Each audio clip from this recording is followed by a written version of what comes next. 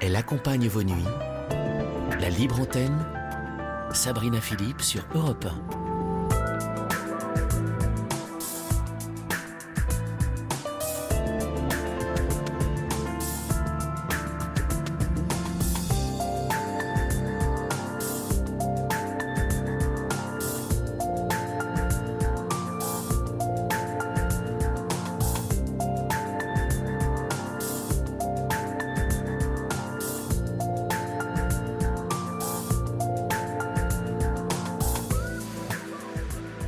Bonsoir, quel plaisir de vous retrouver pour cette nouvelle soirée de Libre Antenne.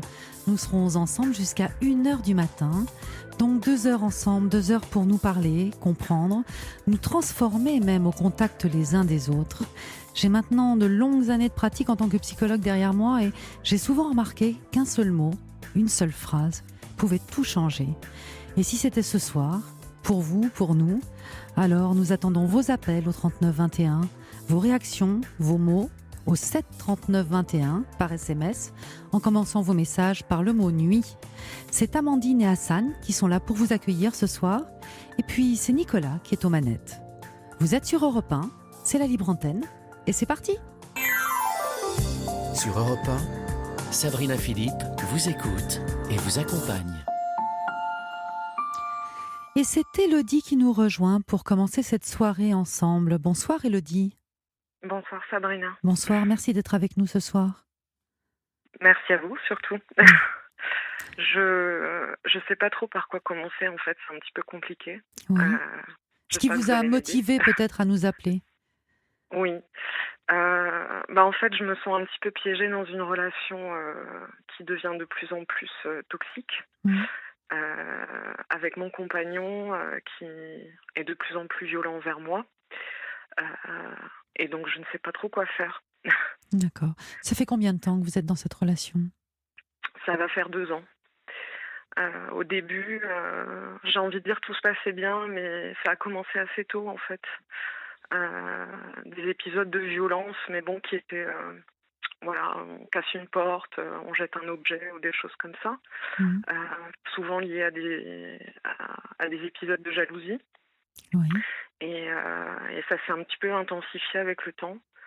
Un petit peu ou beaucoup? Disons beaucoup, puisque donc il y a 2 semaines, ça s'est terminé en violence physique. Voilà. C'était le jour de son anniversaire et il avait beaucoup bu. Et donc voilà, ça s'est terminé assez mal avec les policiers à la maison. J'étais à l'hôpital. Et voilà, lui était dans le déni pendant 24 heures après. Comme souvent. Comme souvent, et c'est ce qu'on m'a dit. Et donc, le problème, c'est que cette personne est au chômage. Je lui ai demandé de partir, en fait, et donc il me répond qu'il ne peut pas trouver de logement. Donc là, il vit chez moi, en fait, c'est mon appartement, le bail est à mon nom. Et donc, voilà, il me dit qu'il ne peut pas partir Je lui ai demandé en fait de faire une pause, on va dire, dans un premier temps, puisque en fait le problème c'est que j'ai peur de tout ce que je peux lui dire. En fait, j'ai peur de ses réactions. Donc je ne sais jamais trop sur quel pied danser. Je ne sais jamais si je peux lui dire vraiment ce que je pense ou pas. Donc là, voilà, je lui ai demandé de faire une pause et il est parti chez un ami quelques jours. Et voilà. Après, j'ai toujours des sentiments pour cette personne. Elle a des problèmes, elle a sans doute problèmes comme tout le monde, mais voilà. Je pense que cette personne a accumulé beaucoup de colère, beaucoup de haine ces derniers temps. Et en fait, la seule personne qui prend, c'est moi. Et vous trouvez ça normal, vous, de prendre? Non. Non, pas vraiment, non. Non, pas vraiment, mais je lui trouve toujours des excuses, en fait. Et à chaque fois. Et c'est vrai que dans mon esprit, là, depuis qu'il est parti, c'est vraiment un jour, c'est blanc, c'est noir. Je lui trouve des excuses. Ensuite, je trouve ça impardonnable. Je passe par tous les états d'esprit. Et au final, je sais pas du tout quoi faire quand il va rentrer. En fait, c'est quelqu'un avec qui, on va dire, j'ai une connexion assez forte. On a une relation très fusionnelle. On est musiciens tous les deux. On s'est rencontrés dans ce cadre-là. Donc voilà, on fait de la musique ensemble.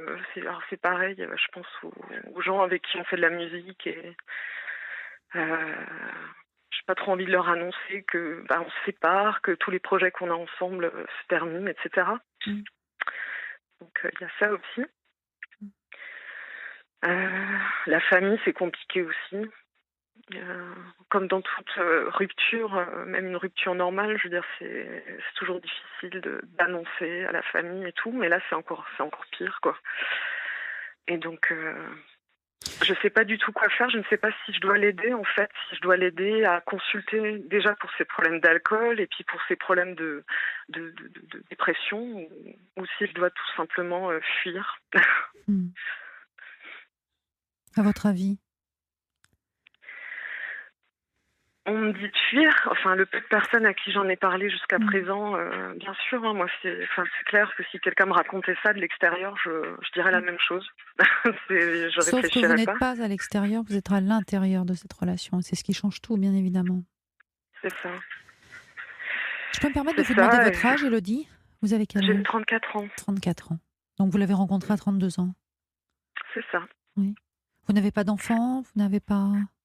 Non, j'ai pas Non? d'enfant. J'étais mariée, divorcée, et puis ensuite j'étais dans une relation, on va dire, des plus platoniques pendant 2 ans. Mhm. C'est bien, ça m'a apaisée.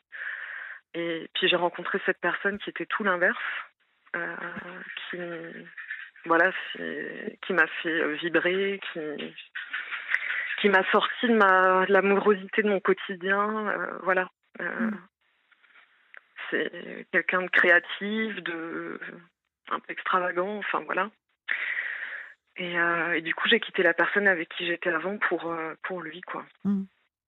Et voilà. Alors c'est pareil, je me dis, après toutes ces relations finalement qui me conviennent pas, j'ai toujours pas d'enfant à 34 ans. Alors on en a parlé avec mon compagnon actuel. Lui, depuis le départ, il est partant. Mhm. Et puis moi, forcément, plus le temps passe et plus je me dis que c'est peut-être pas une bonne idée. Enfin, dans l'état actuel des choses, c'est pas une bonne idée. Mm. Donc j'ai cette peur aussi de perdre du temps qui est précieux. Voilà. Bon. Les relations que vous avez eues avant, Élodie, Oui. est-ce que vous êtes retrouvée déjà dans ce type de situation où vous étiez avec quelqu'un qui avait de la violence, qui vous Absolument pas. dénigrait? Jamais? Absolument pas, jamais. C'était plutôt l'inverse en fait. Mes anciennes relations, c'était plutôt des hommes très gentils ou trop gentils, on va dire. Peut-être un peu soumis aussi. Mm. Et là, effectivement, c'est tout l'inverse. C'est la première fois que je suis dans une relation où on me domine, on me domine. Dans le quotidien, c'est pas vraiment. Enfin, vu qu'il était au chômage, c'est vrai que c'est lui qui, par exemple, faisait à manger, faisait plus souvent le ménage que moi. Enfin, moi, je travaille beaucoup. Et alors, c'est peut-être ça aussi justement qui le plaçait, qui lui créait un complexe d'infériorité par rapport à moi, du fait que moi, j'ai un travail et pas lui, et du fait qu'il s'occupe des tâches ménagères, par exemple, des choses comme ça. Et je pense qu'au bout d'un moment aussi, ça lui est monté à la tête. Enfin, voilà, mais effectivement, c'est la première fois que je suis coincée dans une relation comme ça. vous pensez que vous manquez de confiance en vous ou pas du tout? Vous vous sentez comment par rapport à votre confiance en vous?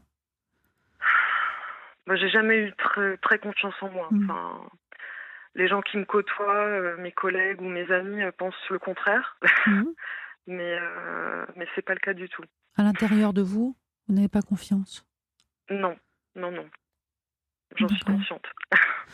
La relation que vous avez avec vos parents, elle est comment? Votre mère, votre père? Mon père, j'ai plus trop de nouvelles. Ça fait des années. Il est parti quand j'avais 4 ans. Et je l'ai vu en fait dans mon enfance, je le voyais de temps en temps, et puis de moins en moins. Il se préoccupe pas trop de ce que je deviens, il a refait sa vie. Et ma mère est seule.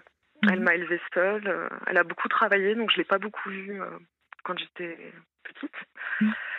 Et sinon, je la vois régulièrement et on va dire que les plaies du passé se sont refermées après toutes ces années, mais C'est-à-dire les plaies du passé? le fait que j'étais souvent seule, Mmh. c'est vrai qu'elle travaillait beaucoup. Et puis à un moment donné, c'est vrai qu'elle a eu aussi une relation avec un homme qui était un petit peu violent. Enfin, moi, je le ressentais plus que je ne le voyais. Mmh.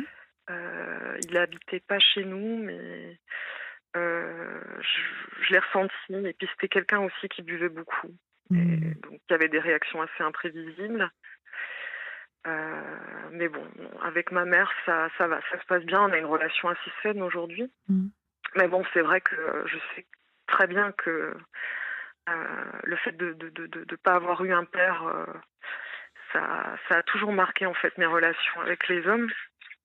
On- J'ai toujours cherché un remplaçant, hein, je le Mmh. sais très bien. Et je suis passée de relation en relation parce que finalement, je n'ai jamais trouvé. Mmh. C'est l'impression que j'ai. Vous voyez, je pense, Élodie, que dans tout ce que vous avez dit là, il y a Oui, le nœud de votre problème. Pourquoi? Parce oui. que, en fait, vous avez dit des choses essentielles. Déjà, cette relation de violence, vous l'avez déjà vue, vous l'avez connue petite. Cette peur au ventre de l'autre. On ne sait Mhm. pas quelles vont être ses réactions. Le fait de marcher sur des œufs en se disant à tout moment, il peut y avoir de la violence. Vous l'avez vécu petite, ça. Ouais, c'est vrai. Hmm. Mhm. Donc vous rejouez quelque chose. Mhm. Et puis, ce que vous dites aussi, c'est que vous avez été très seule finalement dans votre enfance, parce que votre mère travaillait, votre père était parti. Mhm. Et le fait de tomber sur un homme qui soit très jaloux, maladivement jaloux, a fait que vous êtes sentie aussi moins seule. C'est vrai. Dans le versant de la jalousie, on voit souvent que le côté, entre guillemets, pathologique. Il est là, ce côté Mhm. pathologique, qui le rend violent. Mais pour la personne qui l'a subi, cette jalousie, il y a aussi le fait de se dire, il m'aime tellement, il est tellement là, tellement présent, il veut que je sois tout le temps avec lui. Et ça vient vous rassurer parce que vous avez connu beaucoup de solitude. C'est vrai. C'est vrai. Mais en même temps, j'ai pas l'impression d'avoir recherché ça en fait. Hmm. J'ai pas l'impression de, comme dit, j'ai toujours, j'ai eu une première relation, voilà, quand j'ai 18 ans, avec un homme qui s'est moqué de moi et qui m'a trompée, etc. Et ensuite, je me suis toujours dit, je vais me diriger vers des relations qui sont simples, avec des hommes simples. Quand je dis simple, c'est pas jaloux, Hmm. desquels je ne serai pas jalouse non plus, voilà, Hmm. quelque chose de... Et du coup, il n'y a jamais eu de réelle passion, Ah oui, voilà. parce que vous vouliez pas vous mettre en danger. Non, non, non. En Et là, danger, je c'est veux vrai dire que c'est de sentiments. Voilà. tout à fait. J'avais plus envie de souffrir. Hmm. Hmm. Et là, c'est la première fois que je me sens vraiment en danger. Ouais. Parce que là, vous avez eu un attachement à cet homme pour les raisons que je viens de vous citer. Oui. Il est là, le nœud. Et c'est ça qui vous empêche de partir. Parce qu'au fond, votre mental, il sait que que vous devez partir. Il sait, il sait que je dois partir, mais il y a toujours un côté de moi-même qui me dit, Mais c'est le enfin, cœur qui reste accroché. ouais, c'est le cœur et c'est en même temps le fait d'avoir un peu, pas pitié, mais euh, si j'ai un petit peu de la peine, en fait, j'ai l'impression de laisser cette personne sur le carreau, quoi. Hmm. Et Mais ça, c'est ça, secondaire, je peux pas. je pense, vraiment. Ouais. Vous voyez? C'est Mhm. secondaire, ça. Je dis pas que vous n'avez pas de cœur, hein. Je dis pas que vous n'avez pas d'empathie pour cette personne. Mais je pense pas que ce soit Mhm. ça qui vous raccroche. C'est plus effectivement le fait d'avoir peur d'être seule et de plus avoir cet attachement Hmm. qui me rassurait, ouais, Hmm. jusqu'à présent. Hmm. Tout à fait. Mais du coup, ça me semble, enfin, ça me semble être une montagne du fait de devoir le sortir de l'appartement, alors les policiers qui étaient venus la dernière fois m'ont dit ce que je pouvais faire. Mhm. Enfin, c'était assez horrible parce que finalement ils étaient très misogynes et c'était un peu, enfin c'était une situation un peu compliquée, mais bon, grosso modo ils m'ont quand même un petit peu expliqué ce que je pouvais faire et que si je portais plainte, si je portais plainte étant donné que le bail était à mon nom, je pouvais le faire sortir de Mhm. l'appartement et voilà, mais je trouve ça très dur. Enfin, Mhm. j'ai un ami aussi qui travaille dans une société de déménagement et qui m'a proposé de déménager toutes mes affaires un jour où il n'est pas là. C'est pareil, je trouve ça très cruel. Mhm. Donc, j'aimerais pouvoir lui dire les choses, mais étant donné que j'ai toujours peur de sa réaction, Mhm. ça me semble impossible. Élodie, vous êtes à un carrefour dans votre vie. Vous avez bien fait de nous appeler ce soir. Parce que là, vous avez 34 ans. Vous êtes encore jeune. Vous pouvez créer une famille. Mhm. D'accord? Soit vous restez dans cette relation qui de toute façon va devenir de plus en plus violente, parce que ça ne s'arrêtera pas, parce que ça ne s'arrête jamais. Et il y a beaucoup de SMS qui viennent en ce sens, parce que c'est connu, et je l'ai vu moi-même dans ma pratique. Ça ne s'arrête pas. Il y a eu Ouais. une première violence physique, il y en aura d'autres.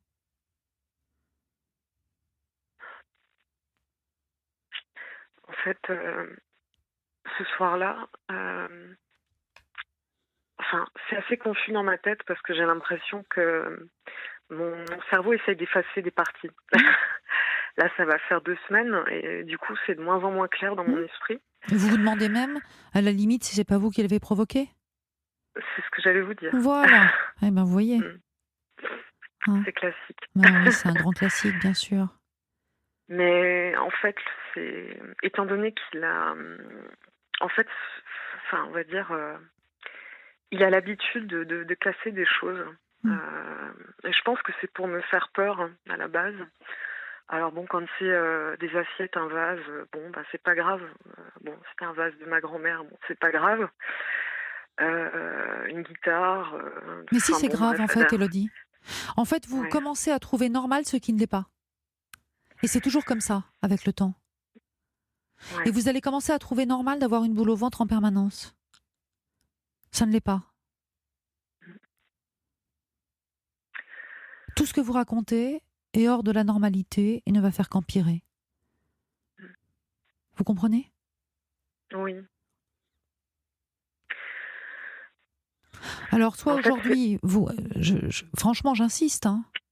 oui. Peut-être que je vous invite à écouter cette émission en replay aussi. C'est toujours bien de pouvoir Mhm, s'entendre, de vous entendre vous. Soit vous mettez fin à cette relation maintenant, vous avez 34 ans, vous allez rencontrer quelqu'un d'autre, vous allez vous reconstruire. Vous allez vous laisser la possibilité de créer une famille. mhm, Soit vous continuez cette relation, ça va être mal en pis. C'est un homme qui ne partira pas parce qu'il a trouvé sa proie. Donc il ne partira pas. Et vous risquez même de tomber enceinte, de faire un enfant avec cet homme-là, et ça va être encore pire. Et vous allez élever un enfant dans la violence. Voilà. c'est ce que je me dis. Ouais, Voilà les deux effectivement. scénarios possibles. Et il n'y en a pas 36. Il n'y en a que 2. Et quand bien même il devrait se soigner, quand bien même il devrait aller mieux, ça sera sans vous.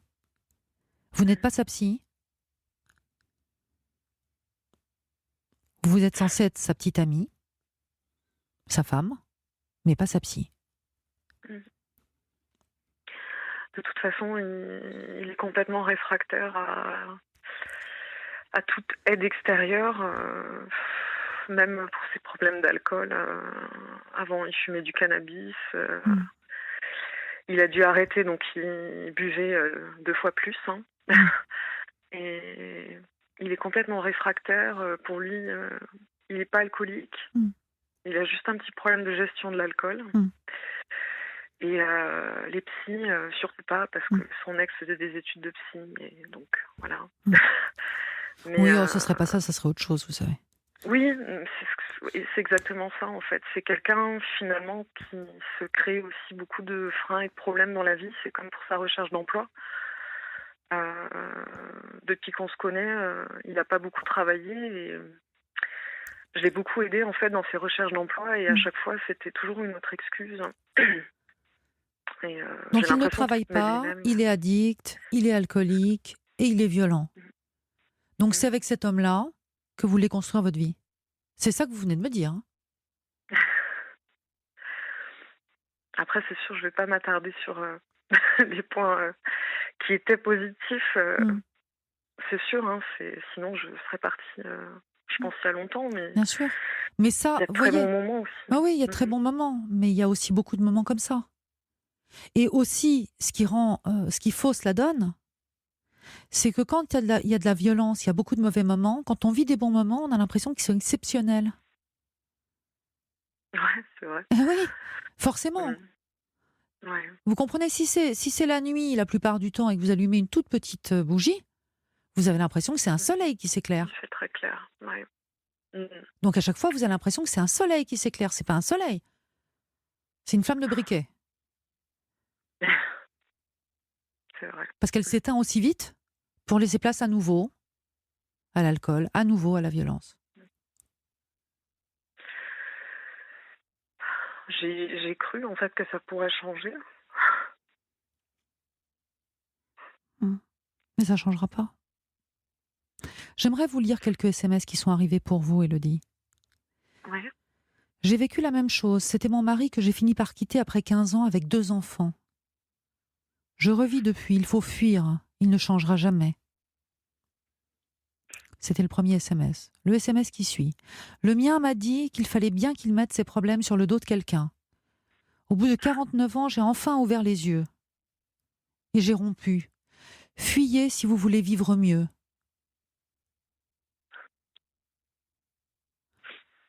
Le SMS qui suit. Bonsoir Sabrina. Un homme ou une femme qui se permet de donner une claque à sa conjointe, son conjoint ne s'arrêtera jamais. Voilà. Et ce n'est qu'une suite de SMS comme cela de personnes qui ont vécu la même chose que vous, qui ne sont pas parties à temps. Enfin, qui ont fini par partir. Mais après des années. Ouais. C'est ce que je me dis. Comme vous disiez avant, c'est un carrefour. Il y a 34 ans. C'est-à-dire que là, tout est possible pour vous encore, vous voyez ? Vous le mettez dehors. Cet homme a des problèmes à régler. Il les réglera, il trouvera un endroit pour vivre, vous inquiétez pas.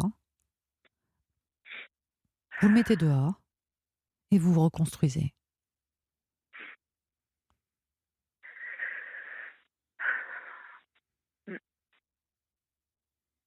Ou alors, Je le sais au fond de moi. Hein. ouais. Ou alors vous risquez d'appeler la libre antenne dans quelques temps, peut-être quelques années si on est encore là, pour raconter votre calvaire. Avec peut-être un enfant ou deux dans les bras, qui eux aussi vivront un enfer. Ce qui est dur, c'est certainement encore pire après 15 ans de vie commune ou 20 ans ou plus. Mais c'est de voir finalement un visage qui n'est pas du tout celui qu'on imaginait, quoi. Enfin,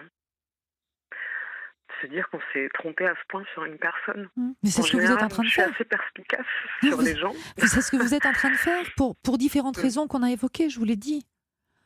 Ouais. Au début, la jalousie, elle a quelque chose d'attrayant. Vous avez l'impression que c'est une manifestation d'amour incroyable.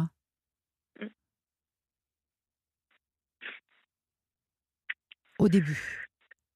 Ouais. Avant que ça devienne un enfermement.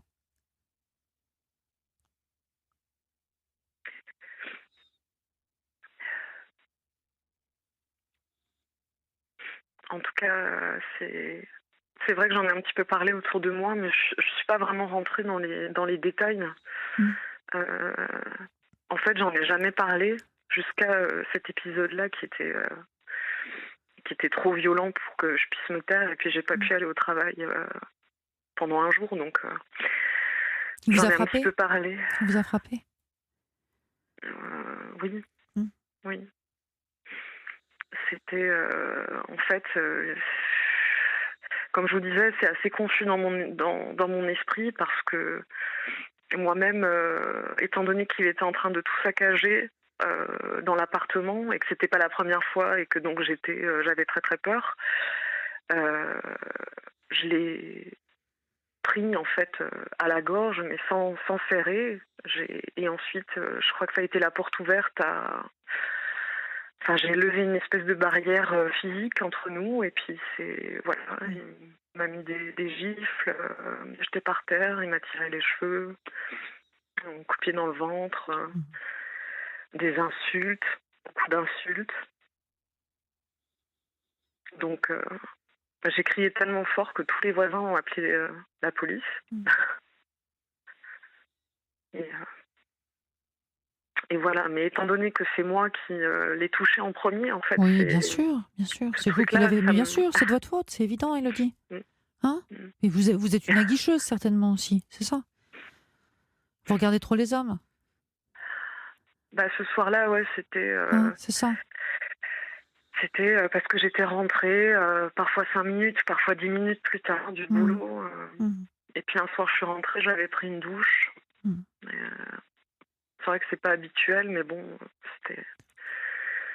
Voilà, il y a des journées qui sont plus dures que d'autres. Non, mais vous vous rendez compte de ce que vous êtes en train de me dire? J'aimerais vraiment que vous écoutiez cette émission en replay, de vous entendre. Je suis rentrée, j'ai pris une douche. Et c'est ça qui a provoqué sa violence. C'était une série de choses. Il a commencé avec ça, et puis en fait, je l'ai emmené. C'était le jour de son anniversaire, donc j'ai offert son cadeau. On est allé au restaurant, et puis en fait, l'après-midi, on est allé faire des courses. Et il s'est acheté une bouteille de whisky. Et puis quand on a mis les affaires sur le tapis de course, j'ai pas voulu payer sa bouteille de whisky en fait. Du coup, il l'a payé, il a rien dit. Et puis, en fait, le soir, c'est pareil, ça a dégénéré aussi par rapport à ça, du fait que j'avais acheté pour 100 € de vêtements. Je sais pas, enfin, c'était pas vrai d'ailleurs, mais bon, voilà. Et que j'avais pas. C'était le jour de son anniversaire et je lui avais pas payé sa bouteille de whisky, quoi. Voilà. J'étais une personne égoïste, je pensais qu'à moi. Voilà, et puis que j'allais coucher à droite à gauche. Puis c'est monté en épingle, et puis voilà. Donc, alors je me suis aussi dit, effectivement, est-ce que s'il règle son problème d'alcool... non, mais Élodie, réveillez-vous. Réveillez-vous. Encore une fois, s'il doit régler ses problèmes d'alcool et autres, ça va pas être avec vous et dans cette situation. Là, pour l'instant, excusez-moi, mais il est chez vous, il ne travaille pas, il boit,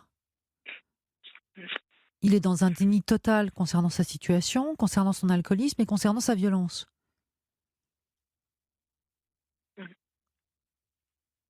Comment voulez-vous que ça s'arrange? Je pense pas que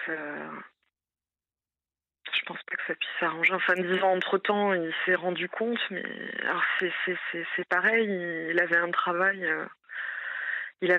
là, depuis un mois, et il y a eu effectivement cette dispute. Et puis, du coup, ensuite, on faisait chambre à part. Là, ça fait 2 semaines qu'on fait chambre à part. Et un matin, du coup, je suis montée et en fait, il était encore couché. Et en fait, il devait être au travail, donc il a décidé de ne plus aller travailler, en fait. Parce que il a soi-disant plus la force, plus l'énergie, qu'il est déprimé. Donc. Puis vous courez, vous. Vous courez. Là, disons que je me suis énervée. Enfin, je trouve ça effectivement un peu gros, quoi. L'ayant déjà accompagné dans ces épisodes de chômage, qui étaient, enfin voilà. En plus, c'est quelqu'un qui est très engagé politiquement aussi. Et il est dans sa lutte, il est dans son monde. Parfois, voilà. c'est intelligent, mais je veux dire, il est dans un monde, voilà, où en fait, il cultive sa colère, sa haine, et ouais, il se place toujours en victime, effectivement, par rapport à ça, par rapport au fait que le travail c'est dur, le travail ça paye pas, on prend pour un larbin, on prend pour, enfin, voilà. euh, Et effectivement, je l'ai accompagné déjà 2 fois dans son chômage, enfin voilà, c'est aussi c'était assez éprouvant pour moi aussi. Et là, le fait qu'il ait décidé de son propre chef de ne plus aller travailler, c'est vrai que ça m'a fait un choc. Parce que C'est-à-dire qu'en fait, des c'était, chocs, vous en avez eu successivement, si vous voulez. oui, Vous voyez? mm, Mais tant que vous ne les considérez pas dans toute leur gravité, vous pourriez en avoir des centaines, des chocs. C'est comme si vous ne voyiez pas la réalité. ouais. Alors, il y a un SMS qui est arrivé et qui est très juste, et qui dit quel bénéfice vous trouvez dans le fait de vivre cette situation. Parce qu'en effet, ce SMS dit aussi ces jeux-là se jouent à deux, et c'est vrai. Mhm. J'ai pas cette impression, enfin j'ai pas cette impression, non, mais je pense que malheureusement je me suis un petit peu laissée absorber par la relation, et je me suis trop laissée faire, et voilà, ce qui est pas du tout dans mon caractère, hein. Mhm. Je sais pas, je me suis laissée happer par la peur, je pense, Mhm. et le bénéfice que enfin voilà, c'est sûr qu'avec on a beaucoup de passions en commun, donc voilà, j'ai jamais connu ça avec personne aussi, donc c'était assez intense, et voilà. Ça marche un moment, mais là il y a pas d'équilibre, en fait. Enfin, il y a plus d'équilibre, c'est sûr. Mais, Bon, vous savez, Élodie, dans quelques jours, là, c'est la nouvelle année, hein. oui. Donc, c'est le moment des bonnes résolutions. Et je pense que vous en avez une à prendre. J'espère que vous allez la prendre, vraiment. Mm. Vraiment. Je pense que je suis sur la bonne voie. Mm. Mais n'attendez pas trop parce que vous allez perdre de la force. Oui, oui, Vous voyez? c'est sûr. Mm. Donc, il n'y a pas 36 solutions. Vous déménagez C'est pour ses ça que affaires, vous fermez la porte et c'est terminé. ouais. Et je vous conseille d'aller consulter. J'ai appelé, j'ai un rendez-vous au CMP à côté de chez moi. Super. Donc, il faut juste que je trouve. J'ai dû décaler le rendez-vous, mais parce que je suis dans le commerce, et puis là, avec les soldes, Noël et soldes et tout ça, c'est très très compliqué. Non, mais il faut y aller. Vous avez des choses à C'est régler. prévu, oui. Vous Ouais, avez des choses à régler pour ne plus vivre ce type de situation. Et comme je vous l'ai dit, le nœud est dans votre enfance. Donc, il ouais. va falloir le défaire. Je vous remercie en tout cas. J'espère vraiment, vraiment, sincèrement, Élodie, que vous allez prendre la bonne décision pour vous. Vous avez une belle vie à vivre. Vous avez appelé ce soir parce que voilà, vous hésitiez, vous êtes dans une période d'hésitation, et j'espère vraiment que vous allez prendre le bon chemin pour vous. Un chemin où il n'y aura pas de violence. La vie à deux, l'amour, c'est pas ça. La violence, c'est pas de l'amour. La jalousie maladive, c'est pas de l'amour. Oui, vous avez raison. Tout ça, c'est pas de l'amour. Le véritable amour, il n'a pas besoin de ça. Loin de là. C'est même tout le contraire. C'est faire attention à l'autre. C'est le soutenir. C'est vivre à deux. C'est travailler aussi à deux. C'est fonder une famille. Peut-être, puisque vous avez l'âge pour ça. Mais en aucun cas, c'est taper sur l'autre, c'est lui faire des reproches en permanence, c'est instaurer un climat de terreur. C'est se servir d'une situation parce que, excusez-moi, mais cet homme se sert de vous. Il vit clairement chez vous, il n'a pas de revenus, il vous demande en plus d'acheter son alcool. Franchement, pourquoi voulez-vous qu'il parte? Attendez, l'hôtel, le château est trop beau. Ouais. Après, il a jamais, c'est vrai que, enfin, il a jamais vécu à mon crochet financièrement. Enfin, Mmh. il a toujours payé sa part, hein, Mmh. euh, mais enfin, ça n'enlève rien à ce que vous dites. Mais Oui, et surtout avec l'alcool qui ne va faire qu'augmenter, à un moment, il la paiera plus sa part parce qu'il n'aura plus de revenus du tout. oui, mais ça c'est Eh sûr. bah Mm, oui, mm. eh bah oui. Le problème, c'est qu'il a toujours préféré s'acheter. Enfin, il fume.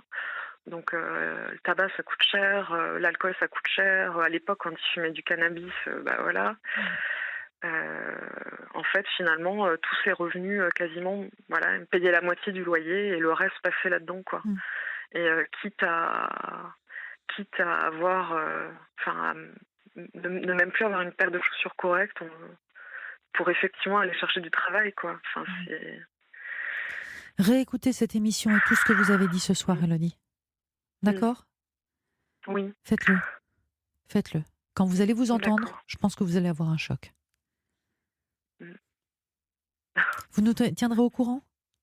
D'accord, D'accord? d'accord. Je vous souhaite énormément de courage Mm. et sortez de là. La vie est belle, la vie est ailleurs. Sortez de là. D'accord? Mm. Je vous remercie en tout cas. Merci à vous pour votre appel.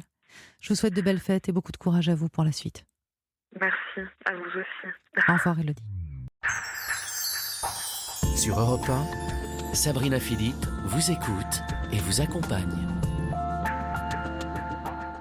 Et nous sommes ensemble jusqu'à 1h du matin. Nous attendons vos appels au 39 21 et puis bien sûr vos réactions par SMS au 7 39 21 en commençant vos messages par le mot nuit. Et c'est Stéphanie qui nous rejoint maintenant. Bonsoir Stéphanie. Bonsoir Sabrina, vous m'entendez bien? Je vous entends très bien. Ah super, je suis ravie de vous parler. Écoutez, je suis ravie que vous soyez là aussi. Voilà, donc j'ai un petit souci qui peut sembler trivial par rapport à l'auditrice précédente. Mais en fait, j'ai décidé de l'affronter parce que ça me gâche un peu la vie en fait. Mhm. Il se trouve que quand je suis en vacances, j'appréhende la rentrée jusqu'à 3-4 jours avant, quoi. C'est-à-dire que je commence à y penser, je commence à être mélancolique, triste, j'arrive plus à être trop dans l'instant présent. Je pense à la rentrée, à retourner au travail. Et je comprends pas pourquoi ça me fait ça, parce que j'ai un bon travail, une bonne atmosphère, j'aime mon travail. Je travaille dans des très bonnes conditions, il n'y a aucun souci à ce niveau-là, mais je ne peux pas m'empêcher, jusqu'à 4 jours avant la reprise, d'y être presque déjà, en fait. De plus apprécier l'instant présent, mais de penser à la reprise. Autant qu'il vous reste. Autant qu'il me reste, ouais. Jusqu'à, dans une semaine, je serai en train de faire ça au travail, ça sera déjà fini, voilà. D'accord. Et c'est pénible. Ça a toujours été comme ça, Stéphanie? Il me semble, jusqu'à là je parle des vacances, mais ça me le fait même le dimanche, vers les 15-16 heures, je pense déjà au lundi matin. Mhm. Alors le blues du dimanche soir, il y a beaucoup de Ah, personnes qui l'ont. oui. Vous savez ça? Oui. Ça, c'est Ouais, ça me très, rassure. très fréquent. Non, mais c'est vrai. C'est Ouais. vrai, c'est très connu. Hein, le dimanche soir, c'est un moment compliqué, en fait, de Ouais. reprise. Mm. Et souvent, d'ailleurs, le lundi est aussi compliqué. Puis le mardi, ça va un peu mieux. Mardi, ça va, ouais. Voilà. Je Bon. déteste les lundis, je suis de mauvaise humeur, agressive, voire envers les collègues. Je déteste les lundis, ouais. Bon. Mm. Donc, ce que vous vivez là, c'est normal. Je dirais que ça Mhm. arrive à une majorité de personnes. Mhm. Maintenant, pour les vacances, c'est un peu autre chose. Parce que si ça commence à vous gâcher la vie et Ouais. justement ces temps où vous devriez être détendu bien avant la reprise, Voilà, ouais. Là, ça m'a fait le coup là pour les vacances de Noël jusqu'à 4 jours avant. Ça a commencé hier et je reprends mercredi prochain. ah oui, vous êtes très en Ouais, je avance. commence Hein. déjà à compter, voilà, 4 nuits, 4 jours. Hmm. Dans une semaine, j'y serai. Ah ouais, ouais. Je peux me permettre de vous demander votre âge, Stéphanie? Oui, j'ai 45 ans. 45 ans. Et ça a Mhm. toujours été comme ça, vous pensez? Je pense, oui. Enfin, bon, personne n'est jamais très content de finir les vacances. Bien sûr. Mais là, ouais, là, ça, ça m'ennuie fortement quand même, parce que c'est dommage, comme vous dites, il y a quand même 4 jours et je suis déjà dedans, quoi. C'était comment quand vous étiez enfant, l'école, tout ça, les vacances? Oh, bah bien. Je veux dire, j'ai toujours été très studieuse, très bonne élève. Donc à l'école, j'étais très très appliquée, toujours première de la classe, les bonnes notes, tout ça. Mhm. Je faisais mes devoirs, donc oui, bah j'étais anxieuse et un peu stressée à l'idée d'être toujours la parfaite, je dirais, élève. D'accord. Euh, Donc les mais- vacances, pour vous, c'était un moment justement où vous pouviez vous relâcher? Oui, tout à fait, oui. Ouais. Oui. Et est-ce J'allais que- à l'école parce que je devais aller à l'école, pas parce que j'adorais l'école. Hein. Hmm. C'était pas ça. Mais une fois que j'y étais, bon bah je devais bien être appliquée, ouais. Hmm. Mais est-ce que c'est pas ça que vous rejoueriez par hasard? Peut-être, mais Parce que tout à l'heure, vous avez une petite phrase, Hmm. un peu comme une enfant. Vous avez dit, je compte les nuits. Vous savez comment on dit à un enfant, je compte les dodos. Hein, plus que 3 dodos, plus que 2 dodos. C'est vrai, ouais, c'est Vous voyez, vrai. c'était un peu une Ouais. phrase d'enfant, ça. Mhm. Ouais. C'est vrai que quand je pars quelque part, même en vacances ou quoi, je compte en nuit, ouais. Oui, ben, c'est les Mhm. enfants qui font ça. Vous savez, on leur dit ça. Ouais. On leur dit ça. Mhm. Plus que 3 dodos, plus que 2 dodos. Oui, mais pas avant de retourner à l'école. Bah si, Plutôt. parfois c'est ça. Parfois c'est ça. Ouais.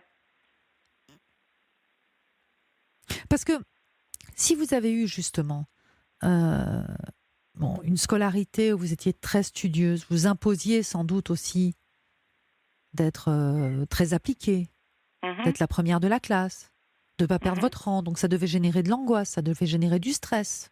Oh oui, tout à fait, oui. Donc les vacances, c'était des pauses pour vous. Mhm. Des moments où vous pouviez être vous-même finalement. Oui. Et sans doute que cette reprise, elle n'était pas si simple. Il fallait à nouveau endosser le costume de la première de la classe. Mhm. Ça vous parle, ça, Stéphanie? Oui, je pense, oui, tout Ouais. à fait, ouais, ouais.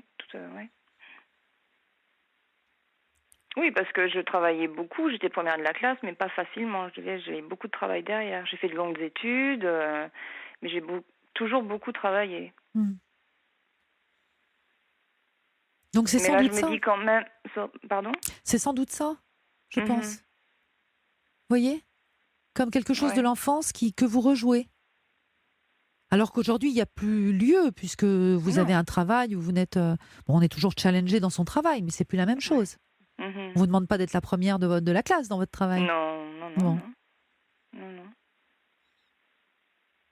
Ah Est-ce oui, que mais alors ça... comment justement dépasser ça, en fait, arriver à ne plus avoir ce stress en avance et jusqu'à gâcher les derniers jours de vacances? Alors, il y a quelques techniques que vous allez pouvoir utiliser, que je vais vous donner, Mhm. pour pouvoir justement vous détacher de la petite fille. Hein. C'est la petite fille là qui parle en vous. D'accord. Mais j'aimerais déjà que vous preniez, que ça prenne sens pour vous dans un premier temps. Ouais. Vous voyez? Mhm. Que vous puissiez bien vous remettre dans cette position d'enfant. Ouais. Est-ce que ça vous semble juste? Est-ce que vous pensez que là, vous voyez en tant qu'enfant dans ces moments-là de stress que vous vivez? Oui, je pense quand même, oui, parce que le dimanche, c'était toujours un peu difficile, oui. Ce retour Ouais. à l'école? Ouais. Ah oui. Vous passiez de bons week-ends avec vos parents? Oui, très bien, ouais. C'était agréable? Mhm. Bon, alors ce que je vous propose, Stéphanie, parce que j'aimerais vraiment que vous puissiez intégrer cette information pour qu'on aille un petit peu plus loin. D'accord? Mhm. Ça va être le flash info dans quelques instants.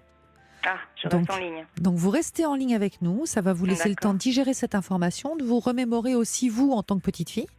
Mhm. D'accord? Et on va Ouais. se retrouver juste après le flash info pour que je puisse un peu vous guider, pour que cette angoisse, elle s'en aille. En tout Super. cas, vous donner quelques exercices pour qu'elle s'en aille. Très bien. Ça vous va comme ça? Oui, merci beaucoup, oui.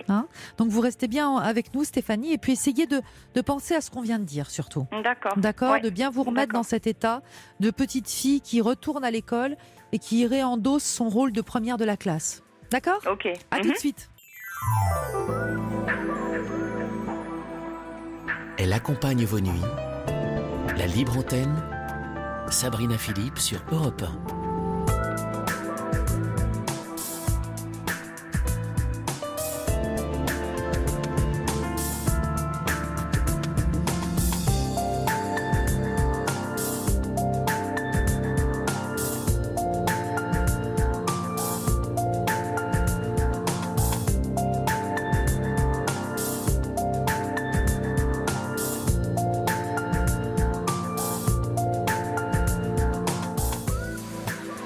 Et nous sommes ensemble jusqu'à 1h du matin. Nous attendons vos appels au 39 21 et puis bien sûr vos réactions par SMS au 7 39 21 en commençant vos messages par le mot nuit.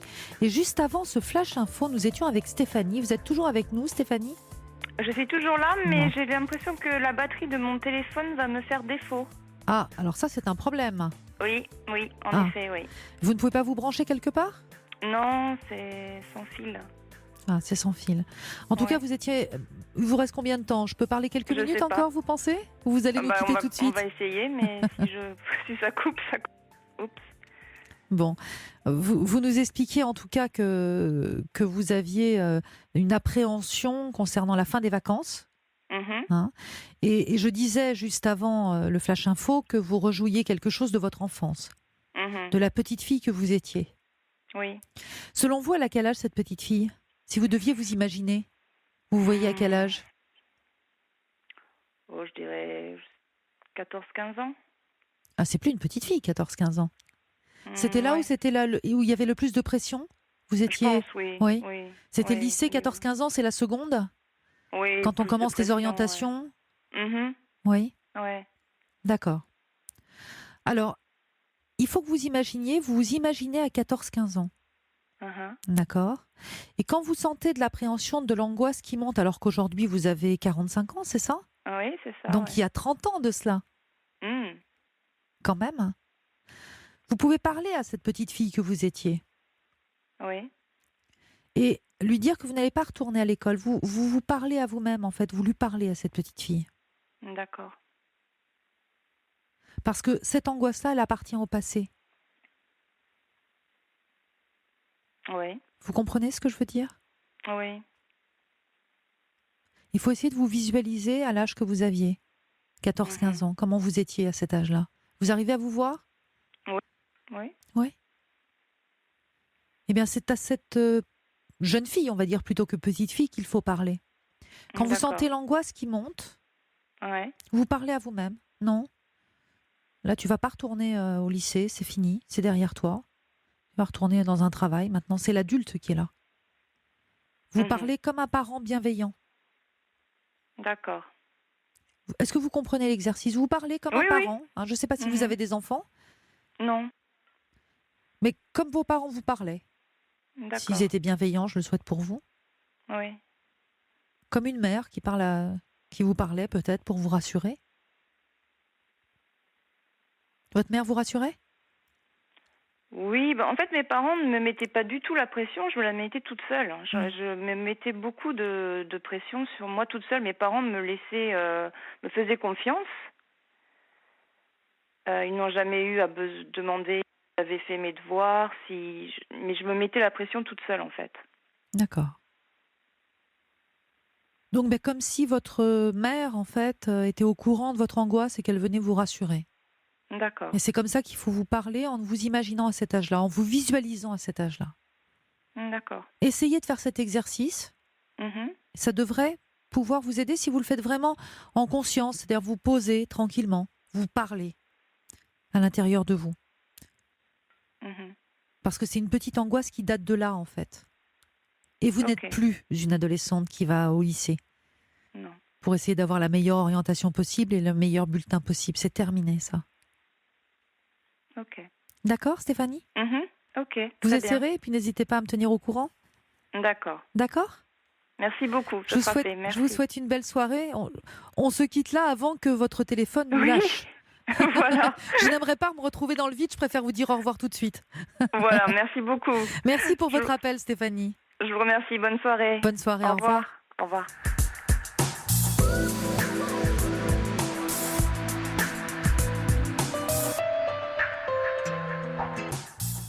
à Sabrina Philippe.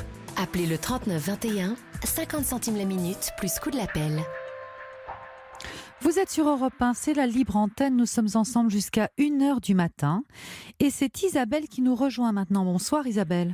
Bonsoir Sabrina, comment allez-vous? Merci de prendre mon témoignage. Mais merci d'être avec nous ce soir. Je vous en prie. Oui, je vous appelle parce que j'ai 68 ans d'abord. J'ai eu une vie avant. J'ai des 4 enfants, des petits-enfants. Et donc, j'ai une relation avec un homme qui a 15 ans de moins que moi, qui a toujours été célibataire, ce qu'on appelait autrefois un vieux garçon, qui en a en tout cas les manies. Chacun vit de son côté, je vis chez moi, je suis indépendante, je travaille, et lui vit chez sa maman. Vit chez sa maman, et voilà. Donc c'est un garçon qui vit chez sa maman et chez sa sœur. Enfin, un grand garçon, hein, parce que même s'il a 15 ans de moins que vous, il a quel âge donc, du coup? 55 ans. 53 ans. Ah, 53 ans, pardon. Voilà. 53 ans, bon, oui. c'est un grand garçon quand même. Oh, on est entièrement d'accord. On est entièrement d'accord, mais j'ai pas envie déjà de me sur le tableau. Alors, j'ai la même boule au ventre qu'Élodie. La seule chose, c'est qu'il n'y a pas eu de violence physique parce que je ne tolérerai pas. J'ai vécu avec des frères et je ne tolérerai pas. Il y a une violence psychologique, une certaine forme de perversité. Je vais m'expliquer. J'ai servi de, comment dirais-je, depuis 8 ans, on fait comme si on était un vrai couple. Il n'a jamais été mon amant, il n'a jamais pu être mon amant. Jamais pu. À tel point que je lui ai demandé, moi, j'ai fait tout ce que je pouvais, mais je lui ai demandé, il m'a dit, j'ai un problème avec ma mère. Donc moi, je suis d'art consulter parce que je voulais voir avec une thérapeute en quoi ça pouvait consister et savoir si ça venait pas de moi, de mon âge. Il m'a dit un jour, tu es une femme d'expérience. Et je pensais que c'était négatif. J'ai reçu comme quelque chose de négatif, vu la manière dont c'était dit, ça ne l'était pas dans sa tête, on s'en est expliqué après. Mais une femme d'expérience, comme j'ai pas été très fidèle lors de mon mariage, pour moi c'était négatif, c'était en gros termes très grossiers, ça veut dire c'était un peu pute sur le bord, voilà. Donc est-ce que ça le rebutait, j'en sais rien. Et voilà, toujours est-il que malgré tout, comme j'ai une belle image, que je fais nettement moins mon âge, eh bien, il était content de se montrer à mon bras, dans sa famille, de montrer à tout le monde, à famille et amis, qu'il avait une vie normale, entre guillemets, comme les autres, qu'il était accompagné comme les autres. Et vous, qu'est-ce qui vous plaisait dans cette relation où il n'y avait pas d'amour charnel, si je comprends bien? Oui, moi j'étais amoureuse, puis je pensais que ça allait venir petit à petit, que voulez-vous. Et voilà, c'était ça mon truc. Et puis, si j'étais très, très, très honnête, j'ai été au bout de quelques années quand même, je me suis dit que c'est parce que j'avais peur de la solitude, parce que moralement, il était loyal, parce qu'il était gentil. Mais, voilà, le côté amoureux s'en est allé, d'autant plus qu'est venu se brancher un côté... Le thérapeute m'a dit incestuel de la part de la mère qui est veuve et qui a pris ses 2 enfants en otage, la fille de 55 ans et le fils donc de 53 ans. Et comment dirais-je, relation toxique, elle les oblige sur un coup sous un vernis très très sympathique, elle les oblige à faire ce qu'elle veut en fait. C'est une grosse feignasse et elle les oblige à faire ce qu'elle veut.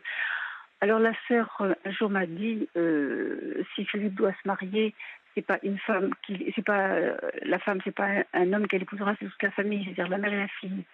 J'ai dit j'espère que le jour où il se mariera, il partira de chez lui, il partira d'ici parce qu'il doit créer son propre foyer. Et donc les choses se passent pas comme ça du tout. Il n'a pas été question une seconde que je me remarie. Je pensais pas à moi. Mais à partir de ce moment-là, la fille est devenue une vraie teigne, une vraie méchante, une vraie cruelle vis-à-vis de moi. C'est une personne qui a plus que de l'embonpoint, puisqu'elle s'est fait opérer, je ne me rappelle plus comment s'appelle cette intervention, qui doit faire maigrir énormément il y a 3 ans. Elle s'est fait poser un anneau gastrique, elle a fait une réduction? Non, une réduction, c'est ça, voilà. Pas d'anneau gastrique, ça se fait plus, je pense pas. Et comment dirais-je, être suivi surtout par un psychiatre ou un thérapeute quelconque. Enfin bon, en tout cas, c'était moi le côté thérapie qui m'intéressait beaucoup pour cette famille-là et pour elle. Et parce que quand elle a perdu son papa, elle a 23 ans, et quand vous l'entendez dire, il y a quelques semaines encore, mon père, c'était l'homme de ma vie, je ne pourrais jamais faire mon deuil, etc. C'est quand même assez navrant, c'est pathétique. Et puis, elle prend son frère, quand on est ensemble, quand on sort ensemble tous les 3, très rarement parce que j'ai mis le holà là-dessus, eh bien, elle présente son frère. Ah, je vous présente un tel, hein, voilà. Et moi, rien à côté. Le frère ne moufte pas. Et là, je râle, je dis, tu me présentes. Et quand il y a une situation aussitôt après, la même situation, moi, je dis, je suis la compagne d'un tel. Donc, ça remet les choses à leur place. Mais c'est pas à moi de le faire. D'abord, c'est à lui de le faire. Donc, je voyais des choses comme ça, on finit par m'agacer. J'allais chez eux la boule au ventre, je prenais un quart de Lexomil avant d'y aller. Donc, je lui ai dit, écoute, maintenant, si tu veux me voir, je n'irai plus chez toi, mais c'est toi qui viendras chez moi, c'est ce qui se passe. Et la boule au ventre est toujours là. La boule au ventre est toujours là parce que sa sœur lui a dit, je ne veux plus qu'elle mette les pieds chez moi, chez nous, dans la maison familiale. Je ne veux plus la voir. Donc, si vous voulez, ça me remet en situation de deuxième. Cette situation de deuxième, je l'ai vécue toute ma vie. J'irais même presque in utero. Parce que maman a été, c'est pas mon histoire, mais n'empêche que je l'ai subie. Maman attendait un garçon, je devais désespérément avoir un garçon, et elle a une fille.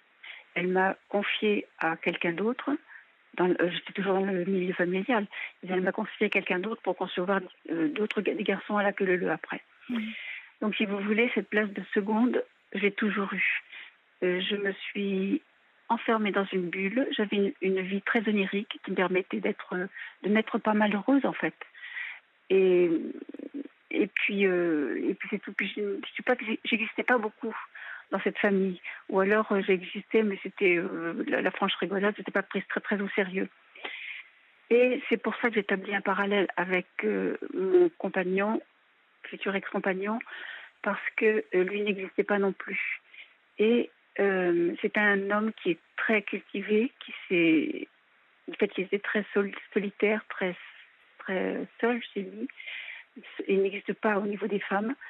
Eh bien, il a écrit des livres. Il écrit des livres d'histoire sur la guerre 39-45, voilà. Et je l'ai aidé à corriger son manuscrit. Et ça faisait 1900 pages. C'est notre enfant, si vous voulez. Nous avons créé ce livre tous les deux. Lui a fait le fond parce que le côté historique, je ne le connais pas. Et je l'ai aidé sur la forme, ce qui lui a permis d'être édité. Et voilà, donc si vous voulez, je vais le quitter, je ne peux pas. Il est venu passer les fêtes de Noël chez moi, mais je savais qu'il y avait quelque chose qui me gênait dans son attitude. Parce que on ne parlait pas du 31, d'habitude le 31. Dès qu'il y a quelqu'un chez lui qui ne me plaît pas, il vient chez moi. Et là, on n'a pas abordé ce 31-là. Et je pressentais qu'il y avait quelque chose. Et effectivement, il a passé un deal avec sa sœur. Et que il lui dit, je vais passer le Noël chez Isabelle, mais elle lui dit, je ne veux pas l'avoir chez moi le 31. Et voilà. Donc, je suis passée encore au second plan. Et c'est la fois de trop. C'est la fois de trop, comprenez-vous? Et je suis très lucide là-dessus, mais ça n'enlève pas la fameuse boule dont Élodie parlait tout à l'heure, la boule au ventre, le chagrin, la colère contre moi de m'être encore trompée, d'avoir subi, si vous voulez... J'ai toujours été consciente que j'étais un petit peu l'accompagnatrice. J'ai usurpé une identité qui voulait bien le donner. Je manquais peut-être de confiance en moi aussi, et extérieurement, ça ne se voit pas du tout. Et intérieurement, effectivement, j'ai toujours été la petite fille qu'on a mise de côté, qu'on n'a pas prise au sérieux. Vous avez rejoué quelque chose avec cet homme. Néanmoins, alors, parce que ce qui est étonnant dans votre histoire, Isabelle, quand même, c'est que c'est une relation qui a duré 8 ans, c'est ça? Oui. 8 ans. 8 ans sans relation sexuelle, sans lien Absolument. charnel. J'ai tenté le coup, mais non, lui ne pouvait pas. Il y a un problème d'alcool là aussi. D'accord. Là aussi, un donc problème d'alcool. c'était finalement comment on pourrait dire, une amitié amoureuse. Quand il n'y a pas de lien charnel. Il savait même pas il avait même pas comment dirais-je, c'est moi qui le maternais presque dans les câlins, parce qu'il ne sait pas faire de câlins. Il ne sait pas, il n'en a jamais reçu, il ne sait pas. Donc si vous voulez, j'ai rempli un rôle à mon insu, puis après j'étais très consciente, j'ai rempli le rôle maternant. Parce que sans doute c'est le seul lien qu'il puisse avoir. C'est le lien qu'il a avec sa mère et qu'il a eu avec vous. Il est incapable d'être... Il n'a aucun lien maternel avec sa mère. D'accord. Aucun. La D'accord. mère n'a aucun lien maternel avec son fils. Elle a trouillé sa fille. Elle est... Non, c'est rien. C'est terrible. C'est terrible, cette famille-là. C'est une famille toxique pour moi. Toxique complètement. Et voilà, il faut que je sorte de cette atmosphère-là. Donc, j'ai dit que c'était fini. Voilà, j'ai mis... Si vous voulez, j'aimerais quand même... je ne sais pas si je dois trouver quelqu'un qui fasse de l'hypnose pour enlever cette espèce de côté répétitif, de trouver des personnes qui, comment dirais-je, je choisis des personnes que mon allant, que ma prestance, que ma détermination, que mon courage, j'ose dire tous ces mots-là en toute humilité. Il n'y a aucune arrogance dans mon truc. J'ai 68 ans, je le répète. J'ai une retraite de 800 € et je travaille énormément, bien plus que la moyenne. Et ça me donne le droit de dire que j'ai beaucoup de courage. Et si vous voulez, cette réussite en fait pâlir quelques-unes. Et ça, parce qu'en face de moi, j'ai des personnes qui sont très paresseuses. Très, très paresseuses dans cette famille. Elles travaillent 3 jours par semaine. Après, c'est rien. Pas de vie sociale, pas de vie intellectuelle. Mais ça, c'est leur rien vie, Isabelle. Vous voyez, parce que vous parlez Et je beaucoup suis d'eux. là-dedans. Non, mais d'accord, mais vous parlez beaucoup d'eux. Oui. Mais ce qui compte, c'est vous. C'est recentrer sur vous. Quels sont vos besoins aujourd'hui? Qu'est-ce que vous avez envie de vivre aujourd'hui? Qu'est-ce qui vous manque? Qu'est-ce que vous n'avez pas dans cette relation aujourd'hui? C'est Alors, ça. Parce que vous êtes quand même resté 8 ans dans cette relation. Donc ça veut dire que quelque part, en effet, vous avez rejoué quelque chose du passé. Ça vous a correspondu, même si c'était une mauvaise correspondance, je dirais, mais ça vous a quand même correspondu suffisamment pour rester 8 ans dans cette relation.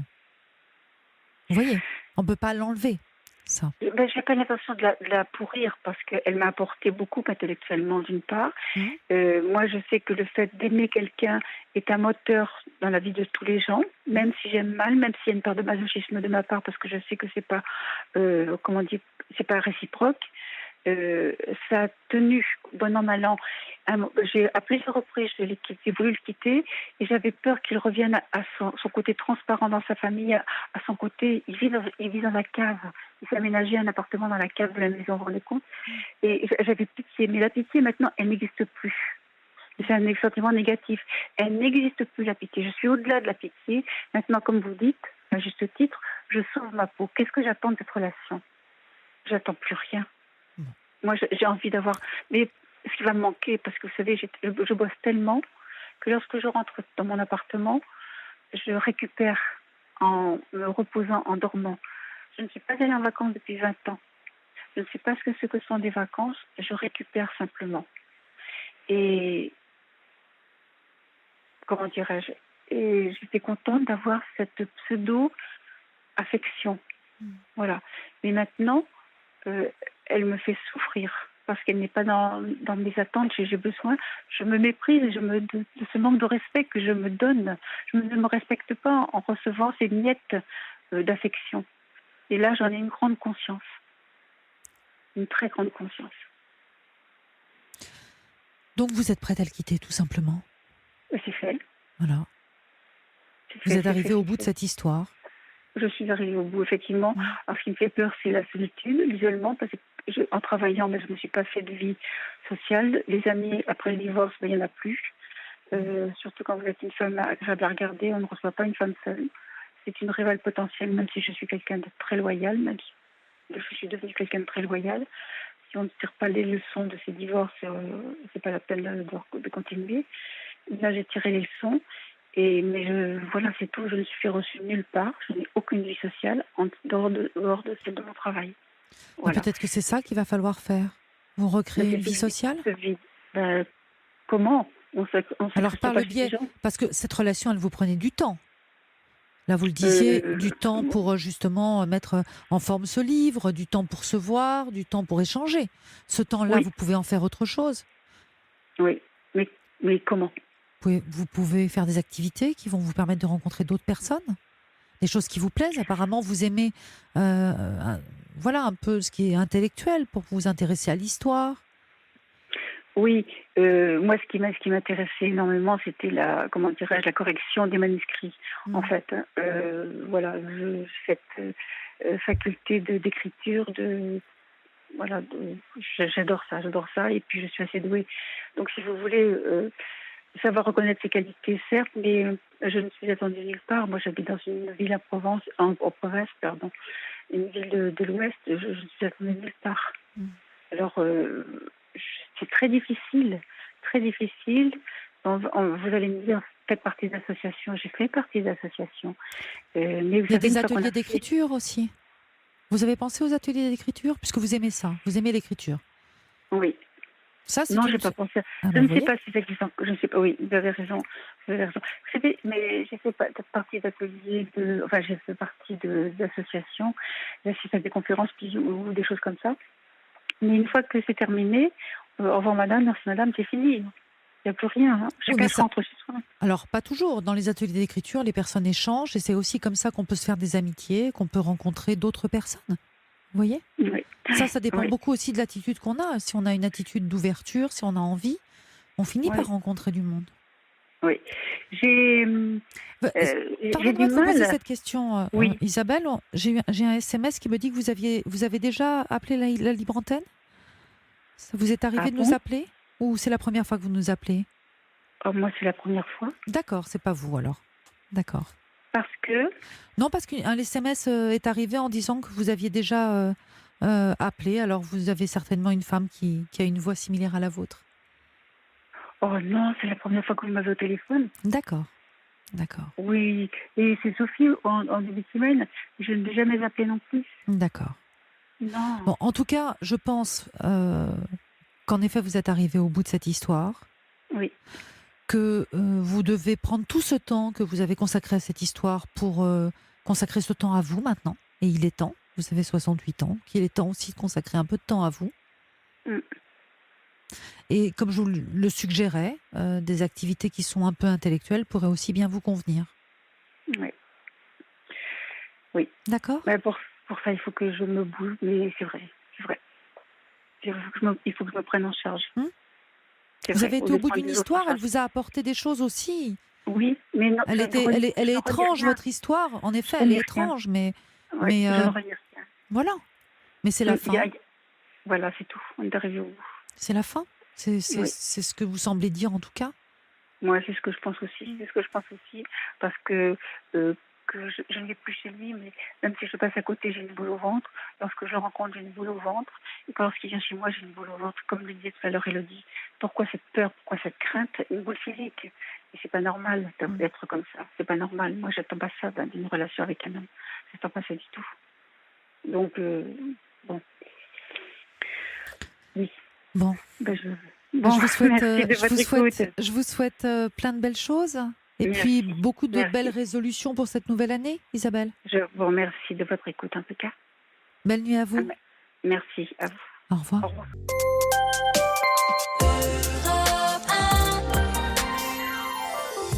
Sur Europe 1, Sabrina Philippe vous écoute et vous accompagne. Et c'est Clément qui nous rejoint maintenant. Bonsoir Clément. Oui, bonsoir Sabrina, merci de me prendre à l'antenne. Merci d'être avec nous ce soir. Voilà, donc moi je voulais témoigner, apporter un message positif un peu parmi cette fin d'année que je trouve difficile. Il y a quand même beaucoup de violence, beaucoup d'intolérance. Pour faire partager en fait une expérience que j'ai eue depuis 2 ans maintenant avec ma compagne, c'est qu'on héberge des jeunes mineurs isolés, ce qu'on appelle les mineurs isolés, à la maison. Et donc voilà, c'est des jeunes qui sont en France, qui sont sur notre territoire, qui au début n'ont pas de papier, n'ont pas de repères, n'ont pas de personnes adultes. Et donc on les a hébergés, on les nourrit et on s'occupe un peu d'eux pour les aider quoi, parce qu'ils n'ont rien, donc voilà, et puis on les aide dans les démarches. Et puis voilà, puis c'est un message d'amour aussi, de tolérance, de solidarité. Alors ça fait 2 ans que vous hébergez ces jeunes qui sont de passage chez vous, c'est ça? Oui, on en a 2 en permanence. Comment cette idée est venue et quelle démarche avez-vous faite pour qu'ils viennent chez vous? Pour que peut-être d'autres auditeurs se disent, tiens, peut-être que moi aussi je pourrais le faire. L'idée, c'était tout simple. Enfin, un samedi, on n'avait pas grand-chose à faire. On a dit, tiens, il y a une conférence sur des gens qui s'occupaient des migrants.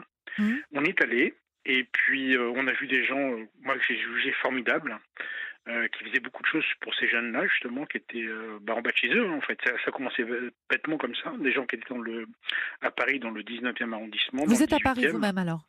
Région parisienne. D'accord. Voilà, donc on a été en contact avec ces gens-là. Et moi, j'étais pas trop chaud, en fait, pour dire franchement les choses. C'est ma compagne qui a été motrice. Pourquoi vous n'étiez pas trop chaud? C'est intéressant parce que ça... Alors, moi, j'étais pas trop chaud parce que accueillir des gens qu'on ne connaît pas à la maison, c'est-à-dire partager la salle de bain, donner un lit. Moi, je pars au travail, donc les savoir tout seul à la maison... voilà, moi, j'étais pas, ça m'emballait pas. Bien sûr, vous aviez peur. Il va y avoir des problèmes, bien sûr. il va y avoir des difficultés. Bon, c'est des gens évidemment qui sont à la rue, c'est-à-dire qu'ils n'ont rien. Ils sont en dehors de tout contrôle en France. Et bon, c'est des gens qui paraissent mineurs. Donc, nous, on a eu des jeunes de 13 ans, par exemple, des jeunes vraiment des gens très très jeunes, des mineurs, qui sont pour la plupart traumatisés.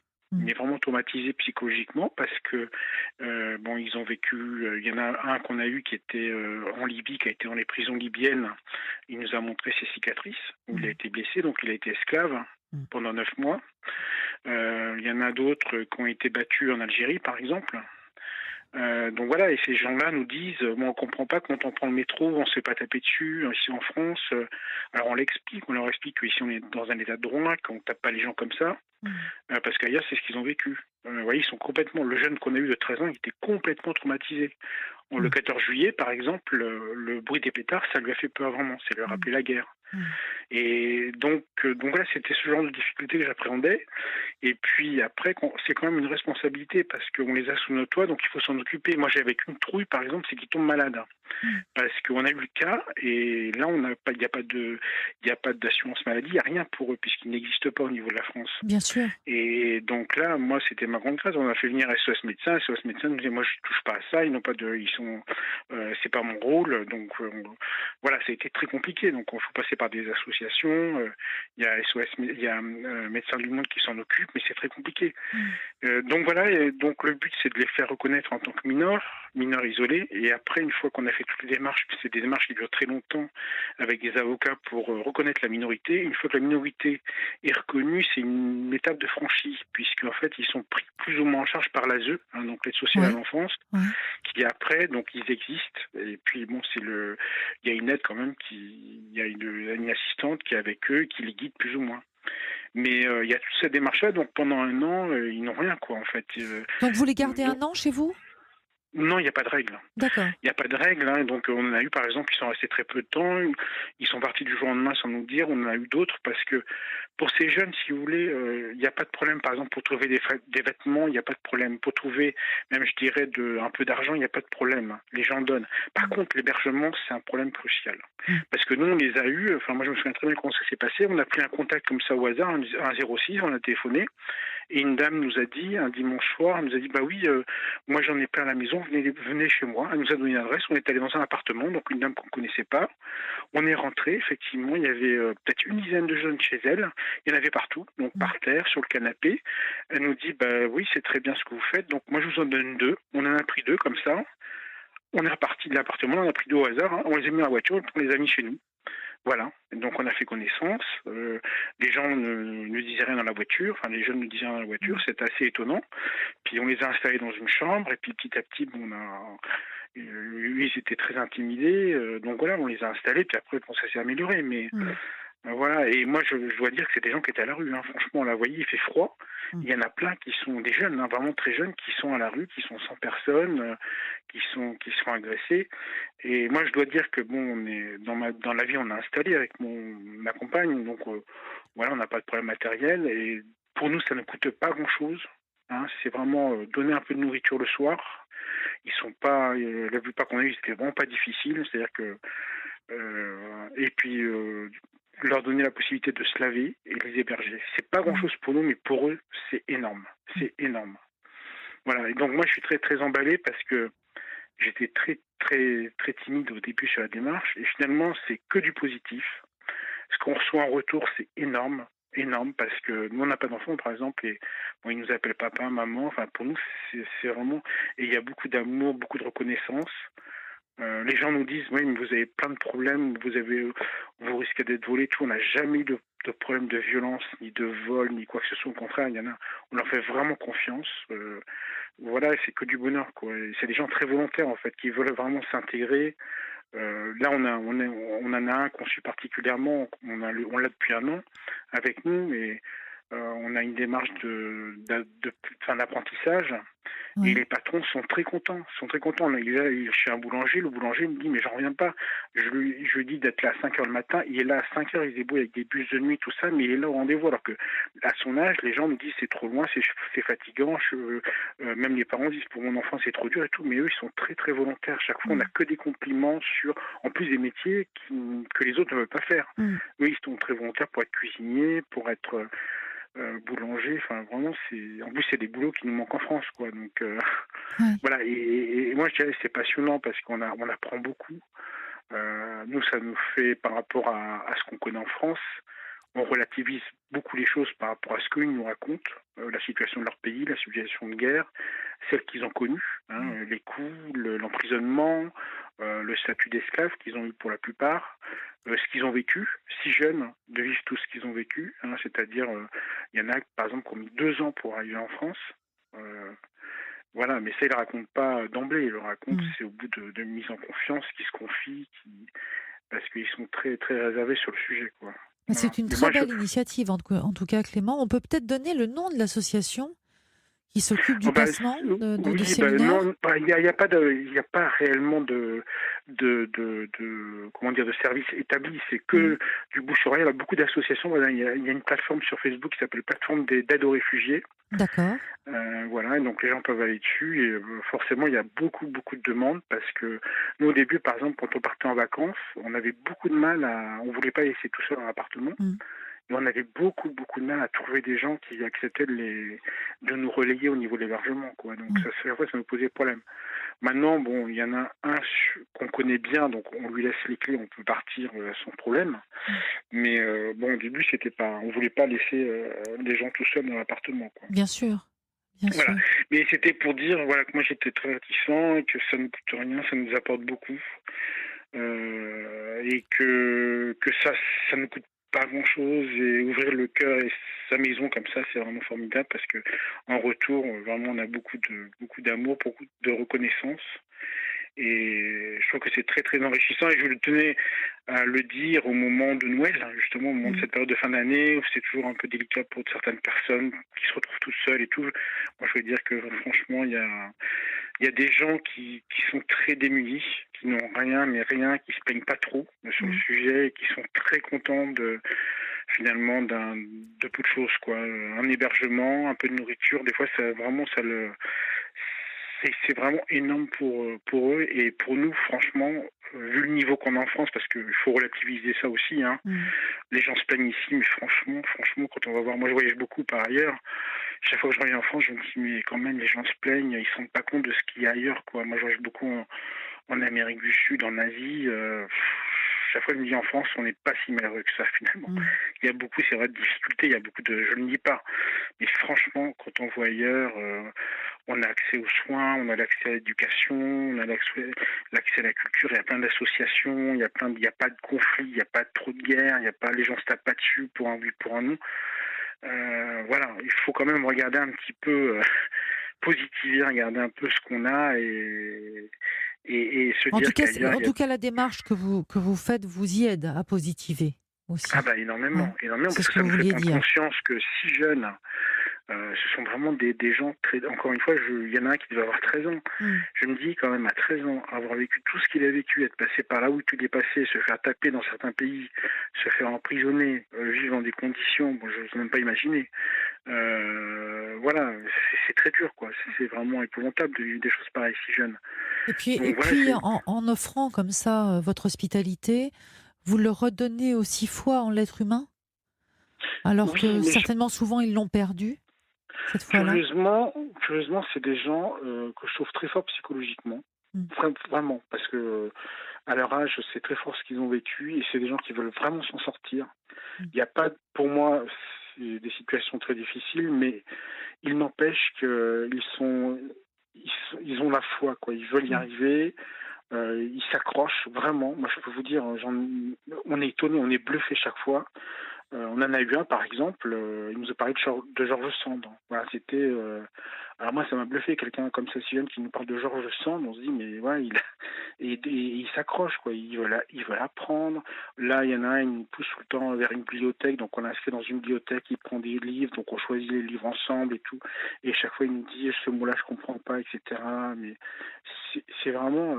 Enfin, moi, je suis vraiment très impressionné. Vous êtes impressionné par Oui. cette volonté de vivre et cette volonté de... Et ce courage, c'est surtout de ne jamais se plaindre. C'est ça, moi, qui me surprend. Et ils sont contents de tout, en fait. Le peu qu'on fait... Alors, je dis pas qu'il n'y a pas de difficultés. Il y a des difficultés, parce que c'est un combat tous les instants. L'administration, c'est très difficile. Trouver des patrons, on est dans une situation un peu kafkaïenne, c'est-à-dire que là on nous dit bah oui mais il faut qu'il trouve un employeur, mais l'employeur ne va pas le prendre s'il n'y a pas des papiers, mais il n'y aura pas de papiers, donc il n'y aura pas d'employeur. Enfin tout est compliqué, l'apprentissage c'est pas simple aussi. Alors on a trouvé quand même des gens qui veulent avancer, donc on a vraiment fait tout ce qu'on pouvait. On a fait intervenir des politiques aussi, parce que tout le monde non plus n'est pas fermé sur le sujet. Il y a des gens qui veulent avancer avec nous.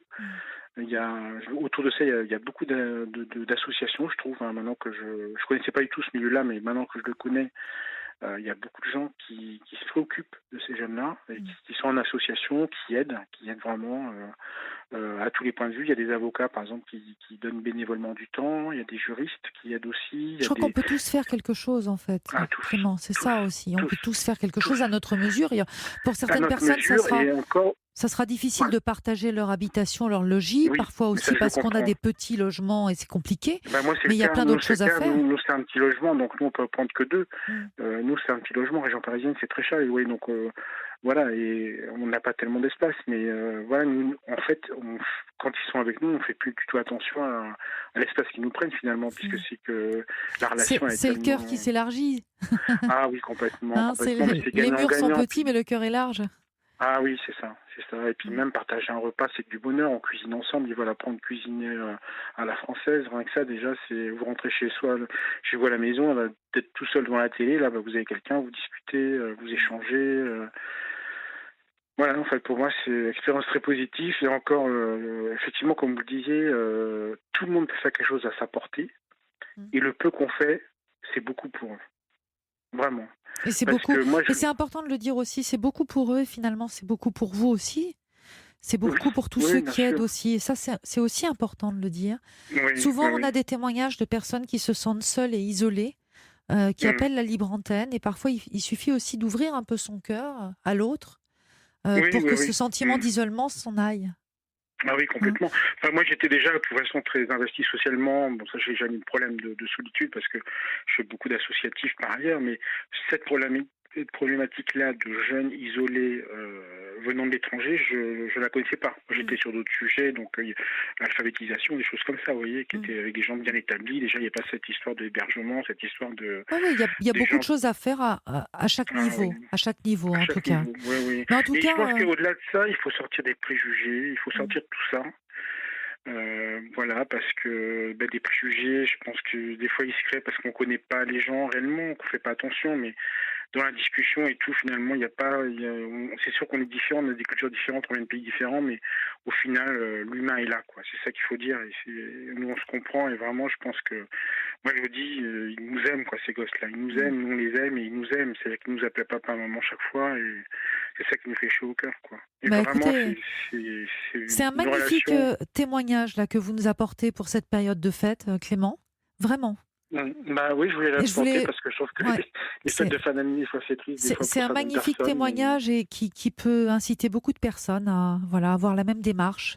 Donc, merci beaucoup de nous avoir appelés. Mais vous savez, maintenant, moi, quand je prends le métro, on est souvent sollicité. J'ai un autre regard sur les gens qui dorment dehors, par exemple. Vous voyez, j'ai un autre regard là-dessus. Oui, parce que ce qui fait peur, c'est toujours ce qu'on ne connaît pas. Voilà, donc, à partir du moment où on connaît, on n'a plus peur. Et à partir du moment où on n'a plus peur, on peut tendre la main. Oui. Merci beaucoup. Merci Clément pour toutes ces paroles en tout cas et votre appel. Merci. De rien. Belle nuit à vous. Belle nuit à vous. Au revoir. Au revoir. Sur Europe 1, Sabrina Philippe vous écoute et vous accompagne. Et c'est Nicole qui nous rejoint maintenant. Bonsoir Nicole. Oui, bonsoir. Bonsoir. Eh bien, je voulais simplement dire à Clément, franchement, je l'admire. Oui. Parce que j'ai entendu son témoignage, franchement, c'est vraiment quelqu'un d'extraordinaire. Parce que si je pouvais le faire, je le ferais. Franchement. Écoutez, je crois qu'il y a beaucoup de personnes extraordinaires sur cette terre, en fait, vous voyez, pour des raisons très différentes. Donc Oui, c'est important non, aussi c'est de vrai. voir le beau aussi dans notre société, dans notre humanité, et pas toujours que la C'est vrai. noirceur. Exactement, je suis bien d'accord. Qu'est-ce qui vous Mais amène là, à ça fait- à nous appeler, Nicole? Parce qu'il nous reste très peu de temps, et comme je sais que vous avez attendu, c'est pour ça que je vous ai prise à l'antenne. Je voulais pas Non, que vous mais- ayez patienté pour rien. Dites-nous. Non, mais au contraire, ce que vous m'avez fait attendre, j'ai appris beaucoup de choses là. Bon, alors c'est formidable. Et C'est ça m'a fait formidable. plaisir. Bon, alors Non, c'est moi je vous c'est appelais le simplement principal. parce que j'ai un gros souci avec mon fils Oui. qui a 47 ans. Moi j'en ai 69. Mm. Et c'est un garçon qui est gentil comme tout, il n'y a pas de souci. Mais il est diabétique, épileptique et complètement en dépression. Mais alors, à un point pas possible. Parce qu'il ne travaille pas. Il voit plus sa fille qui a 20 ans, qui a pris 20 ans et bon. Il vit avec moi et je ne sais plus quoi faire. Il est en dépression. Alors je l'ai envoyé plusieurs fois en CMP pour le remettre en forme. Mais il veut plus rien savoir. Il veut plus rien voir. Il veut plus. Il m'a dit j'aime plus la vie. De toute façon, je m'en fous. Et alors, comme il est diabétique et épileptique et il mange plus, je ne sais plus quoi faire. Donc il est en danger, il met sa santé en danger. Ah bah complètement. Ouais. Et j'ai fait venir un médecin l'autre fois, et il y a 15 jours, et le médecin m'a dit je vais plus en voir. De toute façon, il lui a dit mais je veux pas vous voir. De toute façon, j'en ai rien à foutre de la vie. Et le médecin m'en a pas dit plus, mais il m'a dit de toute façon, je le reverrai pas. Je ne reviendrai pas le voir. Donc je ne sais plus quoi faire. Non. Je ne sais plus quoi faire. Il a déjà été hospitalisé en psychiatrie? En CMP, oui, parce que les centres médicaux psychologiques, mais ça fait plusieurs années, quoi. Parce que s'il est en danger, Nicole, vous pouvez demander une hospitalisation sur demande d'un tiers, vous le savez ça? Ah non, je ne savais pas. Bon. Donc, vous... Ah c'est ce que je vais faire. Ben oui, vous demandez une hospitalisation sur demande d'un tiers. D'accord. D'accord. Vous pouvez le faire même sans son consentement à lui. Bien sûr. Voilà. Ah oui, parce qu'il ne voudra pas de toute façon. Donc c'est une hospitalisation en psychiatrie où on va prendre en charge aussi ses problématiques de santé. D'accord. Mais à partir du moment où quelqu'un se met en danger ou met en danger autrui, on a le droit de demander cette hospitalisation contre son gré. D'accord. D'accord. Donc, vous devez faire appel pour ça à un psychiatre. Ah oui. Voilà. Qui va signer cette demande d'hospitalisation. D'accord. D'accord. Bon, il faut que je cherche un psychiatre là. Oui, d'accord. Voilà. Mais ça, c'est important de le dire parce qu'il y a beaucoup de personnes qui ne sont pas au courant. Hein. Ah, mais je ne savais pas du tout. Il y a deux types d'hospitalisation que l'on peut avoir dans les cas où la personne malade ne veut pas être hospitalisée. C'est l'hospitalisation d'office. L'hospitalisation d'office, ça va être la police, les pompiers qui vont la décider. Oui. Hein. Oui. Et l'hospitalisation sur demande d'un tiers. Alors, pour pas oui, parce que tout à l'heure, il était tellement mal que je lui ai dit, écoute, j'appelle le 15. Mais le 15, ils m'ont bien dit, s'il n'est pas d'accord, on ne peut pas le prendre. Non. Mais là, c'est en psychiatrie qui sera interné. Oui, non, mais je crois que il a besoin d'être en psychiatrie parce que il va pas du tout. Psychologiquement, ça va pas du tout. Il se détruit complètement, quoi. Donc. Non, mais voilà, et ça c'est vraiment important. Donc, alors ensuite, il sera examiné par un médecin aussi de l'hôpital, puisqu'aujourd'hui, pour éviter les abus, c'est-à-dire qu'avant, il y avait évidemment des abus dans ces hospitalisations. Hein. On faisait hospitaliser comme ça des personnes, bon, je vous parle de ça Au 19e siècle, on faisait hospitaliser des personnes pour récupérer l'héritage. On les mettait comme ça sous tutelle pour récupérer l'héritage. Aujourd'hui, c'est impossible, c'est-à-dire que les hospitalisations se font avec signature de plusieurs médecins. Il faut que les signatures soient concordantes pour pouvoir hospitaliser quelqu'un. Mais dans ce que vous m'expliquez là, il se met en danger. Il est diabétique, il est épileptique, il est très dépressif, il ne se nourrit plus. À mon avis, vous n'aurez aucun mal à le faire hospitaliser. Voilà. Même sans son consentement. Et pour son bien. Donc, il faut là que je voie un psychiatre d'abord. Il faut que vous trouviez un psychiatre. Il faut appeler un psychiatre de votre région. Vous pouvez aussi vous renseigner directement à l'hôpital psychiatrique de votre région. D'accord. Voilà. Parce que vous êtes où là ? Vous êtes sur Paris ? Je suis en Île-de-France. En Île-de-France. Oui. D'accord. Parce que vous n'avez dans pas les toujours... Yvelines. Oui. Alors, dans les Yvelines, c'est un peu plus compliqué. Parfois, il n'y a pas de médecin qui se déplace directement à domicile. Mais Ah oui, ça je sais, parce que j'ai eu beaucoup de mal. J'ai eu qu'SOS médecin. Et justement, ce SOS médecin était très bien. Oui. Et il m'a dit, je ne reviendrai pas parce qu'il ne veut plus me voir et il veut pas. Oui, sauf que SOS médecin, parfois les médecins ne veulent pas prendre la responsabilité de l'hospitalisation sur demande d'un tiers, tout simplement parce qu'ils ont peur ensuite d'avoir des procédures. Donc ils ne font pas non plus leur travail parce que dire je ne reviendrai pas vis-à-vis d'un médecin, ça ne va pas. Vous voyez ? C'est c'est pas le rôle d'un médecin. C'est pour ça que je n'ai pas compris. C'est pour ça que je n'ai pas compris. Bon, Nicole, je voulais vous dire ça. L'émission se termine. Je suis obligée de vous dire au revoir tout de suite. Mais voilà, je vous ai dit l'essentiel en tout cas pour pouvoir, j'espère, vous aider pour la suite. Merci Nicole pour votre appel. Écoutez, c'est gentil. Merci beaucoup de m'avoir appelé. Je vous souhaite une belle nuit. Belle nuit à vous. Mais vous aussi, merci. Merci. Quant à nous, on se retrouve demain soir à 23h pour une nouvelle soirée de Libre Antenne. Merci à vous pour tous vos messages, pour tous vos SMS, pour tous vos appels. Belle nuit. Vous êtes sur Europe 1, il est 1h du matin.